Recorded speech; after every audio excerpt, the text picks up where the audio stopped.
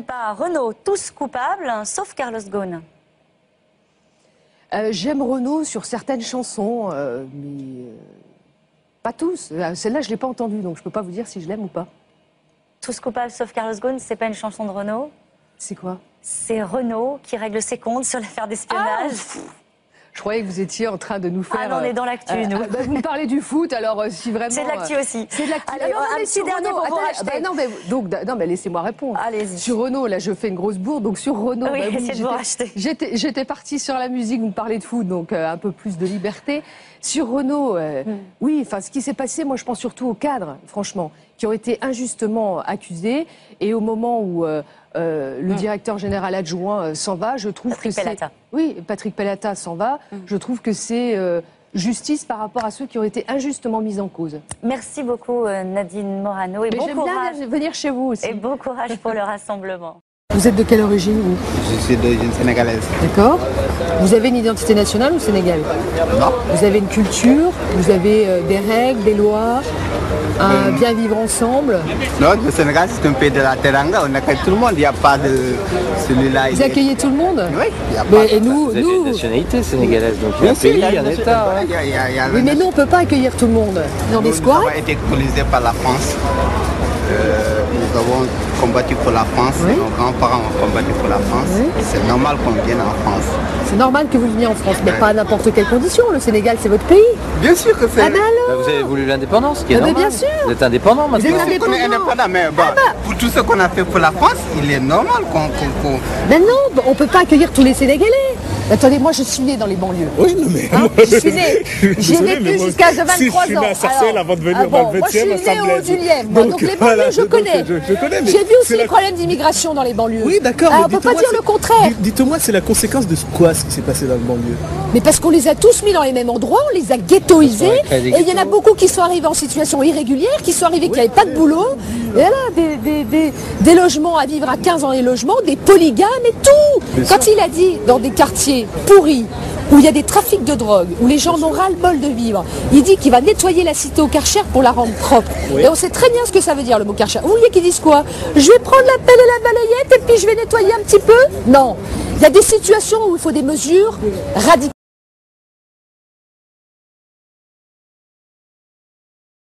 Invité ce matin. Bonjour. Bonjour.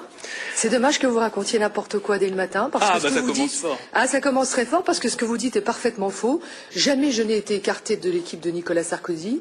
Jamais je n'ai été tensé par Nicolas Sarkozy et que c'est faux. Donc c'est-à-dire qu'en gros il n'y a pas eu un incident, notamment à la diffusion d'un reportage d'envoyé spécial. Non. On vous voyait aller à une réunion à laquelle était Ségolène Royal. Vous êtes allé déguisé. C'est faux. Ce que vous dites est faux. Ah, il n'y a pas eu de reportage d'envoyé spécial où on vous voyait déguisé. Il y a eu un reportage d'envoyé spécial où j'arrive avec un manteau et une capuche parce qu'il pleut à l'extérieur, que ce montage d'images ne m'a jamais valu la moindre remarque ni de Nicolas Sarkozy ni même de François Fillon.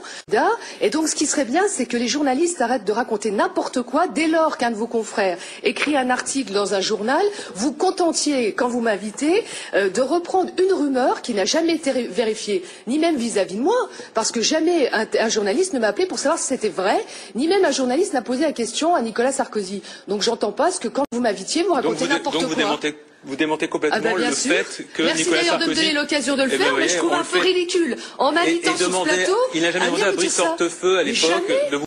À une rumeur de journaliste non vérifiée, elle se perpétue comme ça sur les plateaux. C'est la première fois qu'on me la ressort depuis que je suis élue et que je viens sur un plateau. Mais je trouve que quelque part c'est un peu indécent. C'est pas indécent, on a le mérite d'en parler. Il y a des questions qu'on ne peut pas vous poser. Mais non, il y a des sujets qu'on n'a pas le droit d'aborder. Mais c'est pas ça, mais j'estime que vous m'invitez et vous êtes en train de me ressortir une vieille histoire qui n'est d'autre que des rumeurs qui n'ont jamais... Des rumeurs. Envoyé spécial, c'est pas une rumeur. Ce mais reportage a vraiment existé. Mais attendez, ce reportage, je l'ai fait moi-même. J'y étais, non, c'est moi qui suis filmé. Donc ne racontez pas n'importe quoi. Pas n'importe quoi. Mais vous me dites, j'arrive caché, ce qui est parfaitement faux. J'arrive parce qu'il pleut. Alors je vous invite à regarder à niveau reportage. J'ai regardé encore hier. Eh bien, regardez-le. Donc je dis pas n'importe quoi, j'ai vu la séquence. Eh bien, vous verrez qu'il pleut à l'extérieur et que si j'arrive avec une capiche, c'est parce que... La pluie m'a pas marqué, mais je comprends pas. Eh bien, regardez le ralenti, vous verrez. Au ralenti.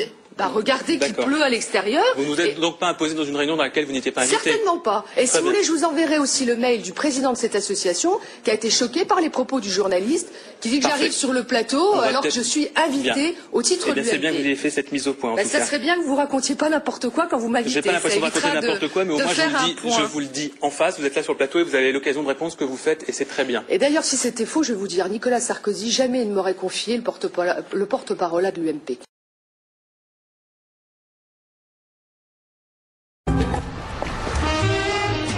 Portée par l'euphorie de l'affaire Montebourg, Nadine Morano prépare un nouveau coup. Rendez-vous parc de la Villette, où elle arrive en tenue de camouflage. Madame Morano? Après. Comment ça après? Vous voulez pas nous dire où vous allez? Après. Une fois dans cette salle, on va enfin savoir. Bon voilà, l'objet du suspense c'est quoi? C'est que Madame Royal est allée sur l'émission Riposte. J'avais été contactée moi-même par Serge Moati, par l'équipe de Serge Moati. Elle a refusé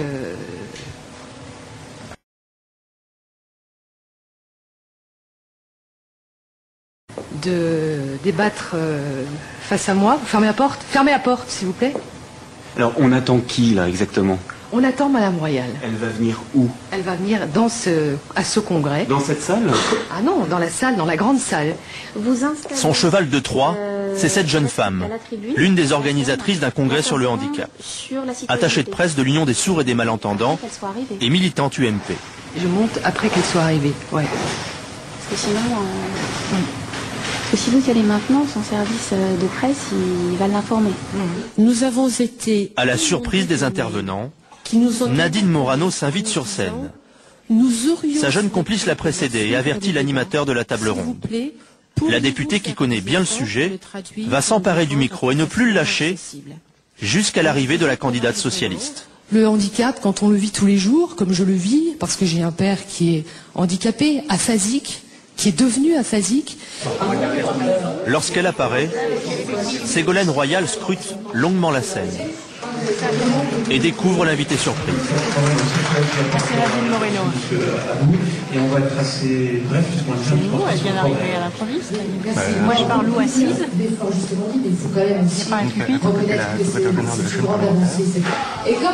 La cible est en vue. Nadine Morano dégaine.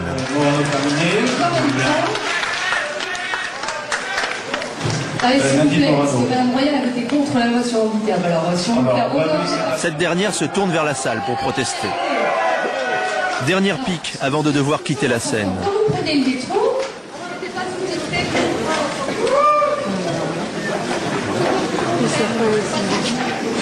l'une de mes principales décisions, si je suis élue... Ségolène Royal ne reviendra pas sur l'incident dans son discours.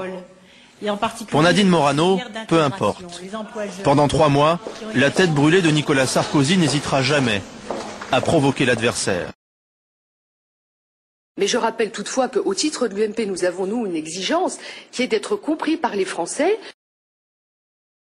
Et la preuve, je vois comment fonctionnent un peu les médias, hein. On vous saute dessus avec les micros, dans un contexte très particulier. C'est fou cette manière de toujours attaquer les médias. Eh ben parce que ce que vous avez fait ce matin n'est pas très correct, je tiens à vous dire quand même. Non, c'est la liberté des médias aussi que de présenter les choses à partir de faits. Mais si je parlais de vous sans savoir les choses, je me le permettrais pas. Leur propre analyse. Mais moi, je me permettrai pas de parler sur vous sans savoir. Il ne me semble pas. Donc, mais si. Donc, quand on ne sait pas d'abord, quand on ne sait pas, on interroge la personne pour savoir si c'est vrai. Et j'ai été obligée de démentir ça. Et d'ailleurs, Europe 1 l'a fait dès le lendemain. À démentir, et ça m'énerve un peu d'arriver sur un plateau 6 mois après et qu'on me resserve cette histoire qui n'a été que montée sous base de rumeurs. Et je me rappelle d'Adjani être obligé de venir à TF1 dire non, vous voyez, j'ai pas le sida. Je trouve que c'est quand même un peu énervant. Vous considérez dans le même cas que celui d'Isabelle Adjani?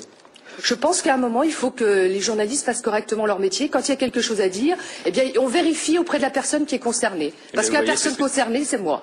C'est ce qu'on fait ce matin, donc on a votre version des faits et c'est très bien. C'est pas l'actualité, ça, vous en conviendrez quand même.